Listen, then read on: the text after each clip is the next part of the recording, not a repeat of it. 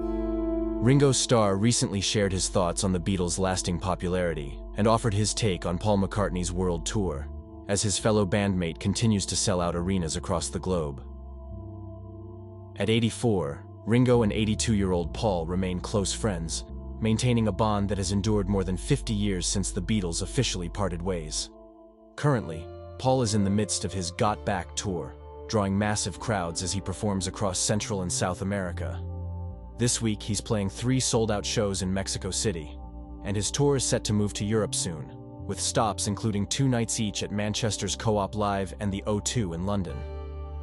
In an interview with Vice earlier this week, Ringo spoke about the band's ongoing appeal, highlighting the fact that Beatles fans keep emerging, even generations after the band's breakup.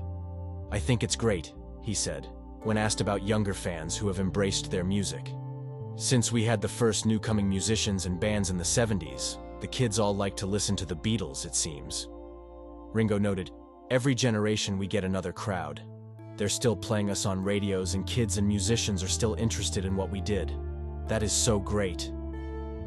Ringo also marveled at the band's sustained popularity in the streaming era, mentioning that the Beatles' songs still achieve billions of streams. "You think, wow, he reflected, adding, "Someone mentioned that we've got another documentary coming out, and on the internet someone was saying, not another documentary. It's by Marty Scorsese. It just goes on."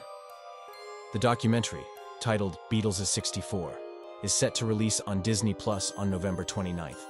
Produced by Martin Scorsese, the film will explore the Beatles' first American tour and the explosive impact of Beatlemania following their famous performance on The Ed Sullivan Show.